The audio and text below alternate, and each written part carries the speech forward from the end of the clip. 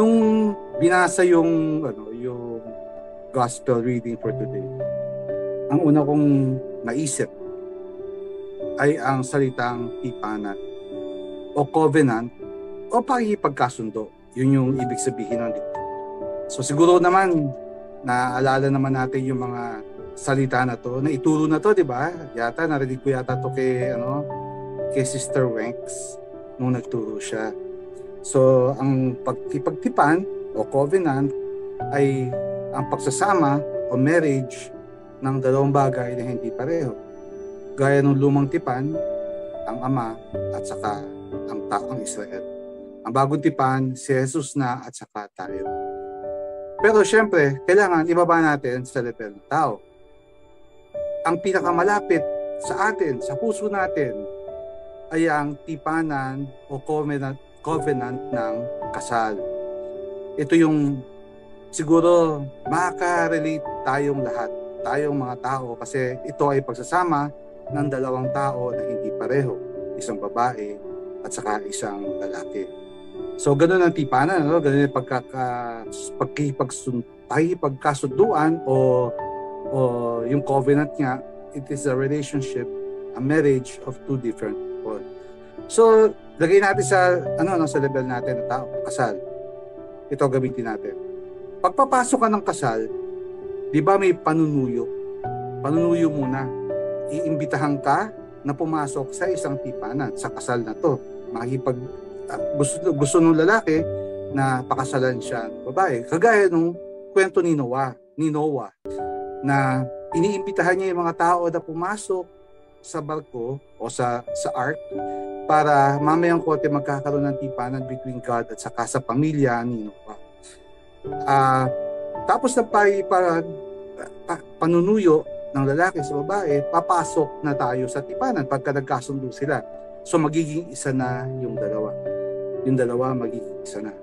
So yun yung naisip ko kasi di ba pagka kunyari tayo, ako nung single, lalagay ko sa sarili ko nung single ako, kasama ko, barkada ko, nagte-tennis kami kung saan-saan. Pumupunta kami ng Baguio, pumupunta kami ng Cebu, pumupunta kami ng Ilocos para lang mag-tennis. Pwede pa ako makipagkaibigan sa opposite sex, sa mga babae kong mga kaklase. Marami akong barkadang babae nung nag-aaral din kami. Pumupunta kami sa mga party. Pero pagka ikaw ay nasa loob na ng isang tipan, pagka ikaw, sa kagaya nga na sinasabi ko, sa kasal, hindi mo na pwedeng gawin to. Hindi ka na pwedeng lumabas kasama ng tropa mo nang hindi ka nagpapaalam sa boss mo. Di ba, mama? Hindi ka na pwedeng maipagkaibigan sa opposite sex at maipaglandian.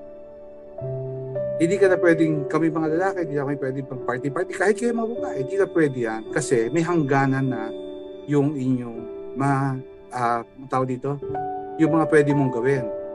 Dapat mamatay na yung lumang ikaw kasi meron ka ng bagong buhay na haharapin.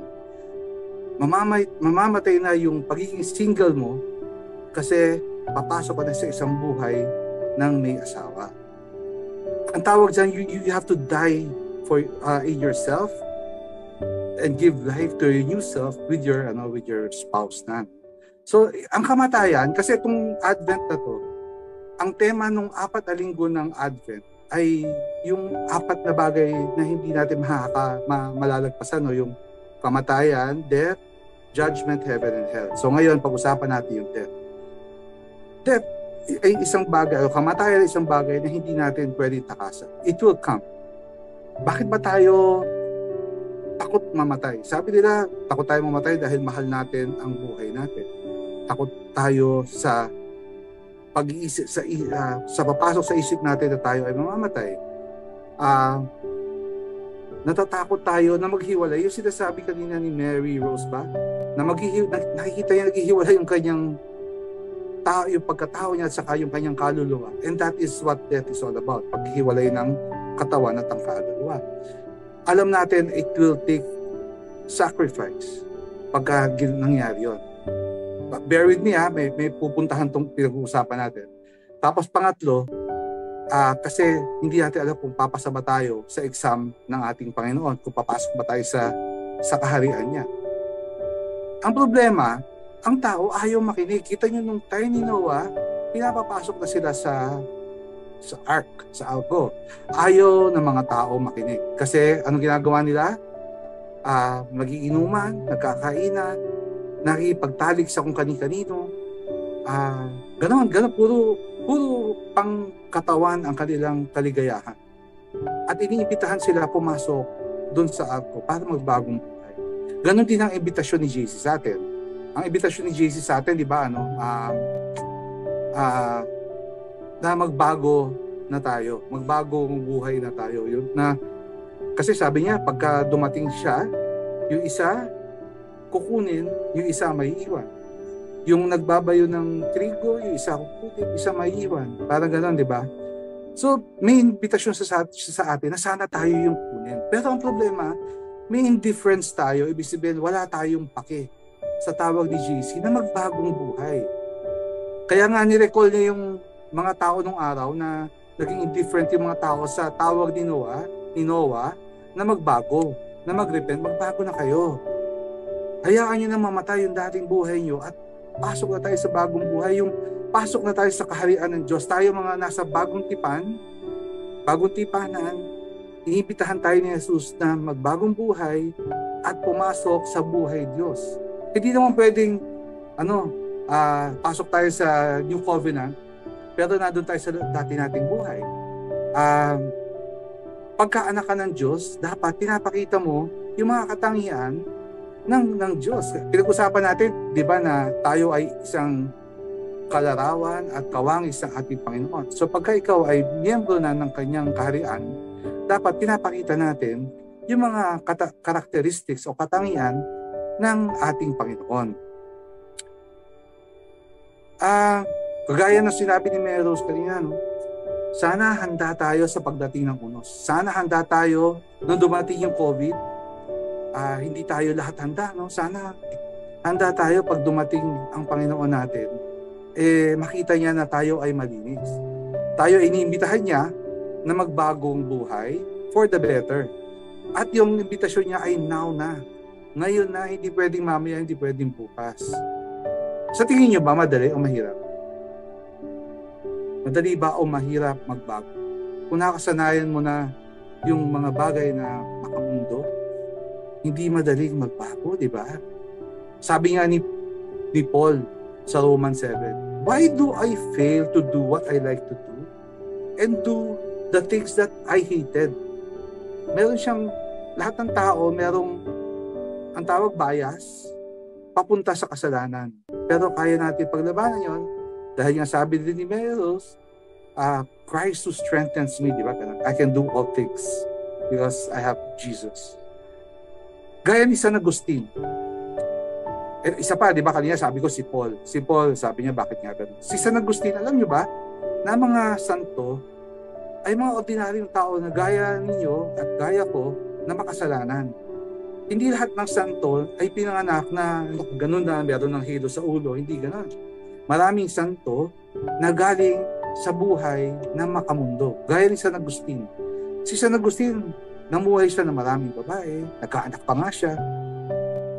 Pero ano sabi niya, nung malapit na siya magbago, sabi niya, hindi pa siya nagbabago na, sabi niya, Lord, make me chaste. O kaya sabi niya, sana maging, malinis ako. Pero huwag muna ngayon, kasi nag-enjoy pa siya sa buhay ng nasa kasalanan ng time. Pero ano nangyari? Nagbago siya. Total turnaround. Naging bishop pa nga si San Agustin. So, marami mga santo na makasalanan na nagbagong buhay at tayo ay iniimbitahan ng ating Panginoon na maging santo din.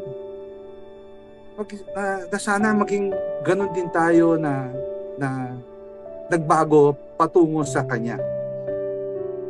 Alam niyo, makakapag-isip lang tayo na magbago kapag may namatay sa atin sa pamilya. Gaya ko, namatayan ako ng nanay. Napagtanto ko na death is real. Darating talaga yung araw na yun. At yun ang kinakatakot ko, na sana, paano kaya yun? Makakapasa kaya ako sa exam?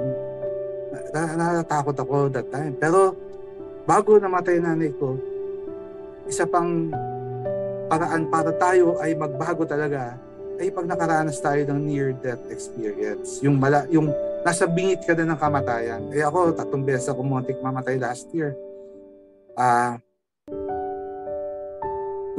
Nung pagka nandun ka sa lugar na yun, parang tahimik lahat. Alam mo yun, nung inooperahan ako, nung yung mga nangyari sa akin na yun, parang tahimik ng lahat.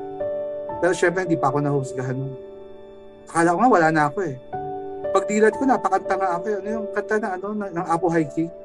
Yung Ale, nasa langit na ba ako? Kasi, pagdilat ko, may nakita akong anghel. Wala naman ako ibang kasama, kundi asawa ko lang. Kaya, kala ko anghel yung asawa ko eh. Kasi, alam ko yun, gano'n, nakakapag-isip tayo na tunay nga talaga ang kamatayan. Pagka nandun ka sa bingit na yun. Sabi nga, may isa pang kasabihan na sabi, as soon as man comes to life, he is at once old enough to die. So, yun yung imbitasyon sa atin. No? Kaya nga iniimbitahan tayo na magbago.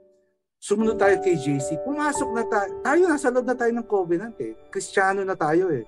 Pero ayaw natin na pagka kinusgahan tayo at sinabi natin, Lord, member kami ng KKK ha. Sama kami sa'yo ha. Baka ayaw natin na sabihin niya, I do not know you. Diba? Sinabi niya yun, I do not know you. Sana hindi tayo ganon. Sana tumugon tayo sa imbitasyon niya na magbago. Ano ba yung dapat natin baguhin? Merong mga 7 bagay na nakakamatay. Ang tawag doon, deadly sins. 7 yun. Ano yun? Yung pride, yung tingin mo sa sarili mo na napakataas, para kang Diyos.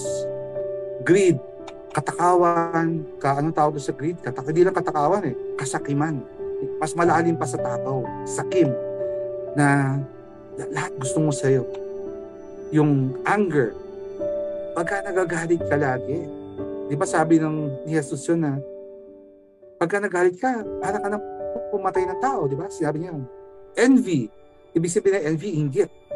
Tayo ba naiinggit? Tayo ba nagmamarites? Kasi, meron silang bagong alam mo, yung utang lang nila. Yung gano'n, meron tayo inggit sa mga salita na. Yung lust, alam naman natin yun, yung pagnanasa sa ibang tao, bukod sa iyong asawa.